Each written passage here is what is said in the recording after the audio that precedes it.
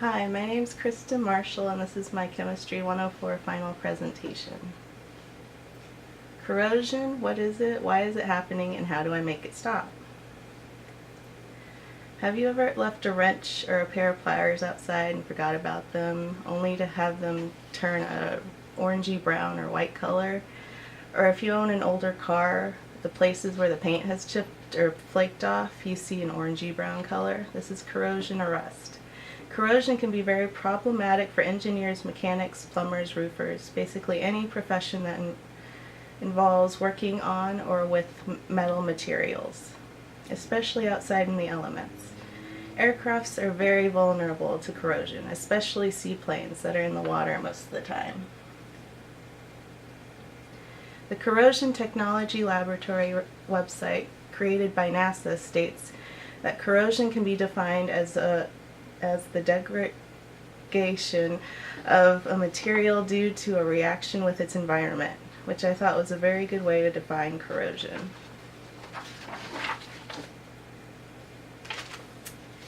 So, what is corrosion and why is it happening? When a metal like iron is exposed to water and oxygen, it starts going through a chemical reaction which with time produces rust. What is happening chemically when a material corrodes is oxidation. When a metal element lets go of electrons in reduction. When the non-metal element grabs onto the electrons, the metal element just let go of. This process is called redox reaction. The oxidation can't happen without reduction because the electrons have to go somewhere and they can't just disappear.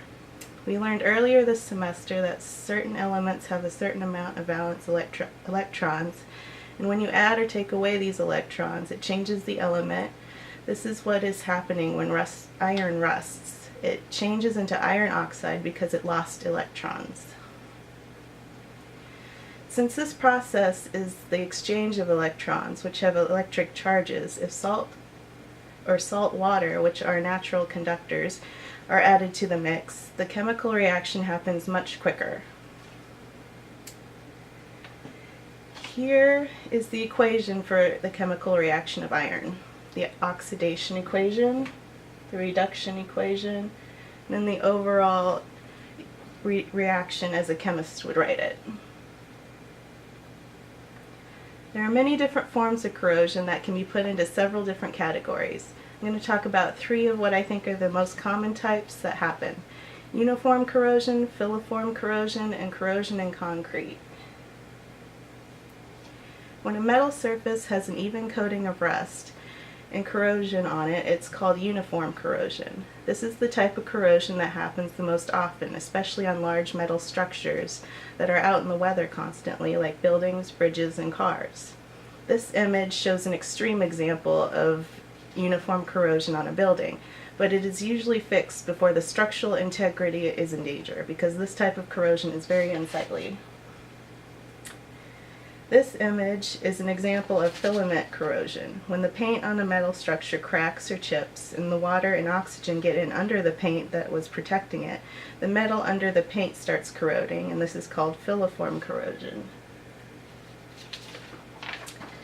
The third type of corrosion I want to mention is the corrosion that happens in concrete. The concrete isn't really what corrodes, it's the steel rods and cables that are put into the concrete in buildings and walls to enforce the strength of the structure that are capable of corroding. This image is an example of a seawall that has rusted. Being near the saltwater ocean has sped up the corrosion process. There are a couple different ways that the metal and the concrete gets corroded. Either the concrete cracks and the water gets into the cracks to the metal, or when the concrete was poured, water and air was left in the concrete and corroded the metal embedded and caused the cracking in the concrete. However the metal gets corroded, it makes the structural integrity of the concrete a liability. How do I prevent corrosion from happening? There are several different ways to prevent corrosion depending on the metal and or structure involved. Here in America, preventing corrosion is one of the top industries since so much of manufactured metals are used to just replace the old corroded metal instead of creating new structures. Painting a metal structure can prevent corrosion as long as it doesn't crack or chip. or you get filament corrosion. You can coat metal with other materials or other metals that are not vulnerable to corrosion, like zinc and magnesium. The people that create buildings or cars can prevent corrosion by making sure there's a way for water to drain out of or away from the structure. You can also treat metal surfaces with different chemicals, oils, and lubricants that are created specifically to keep moisture off and prevent corrosion if constantly applied.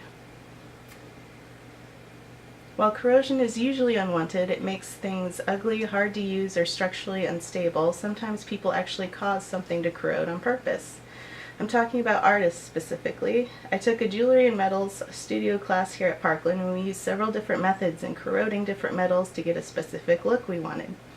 A patina is a form of heat corrosion. When a piece of metal is heated up quickly, it starts changing color. Usually starts off reddish and then goes more blue. If left in the heat long enough, you just get black.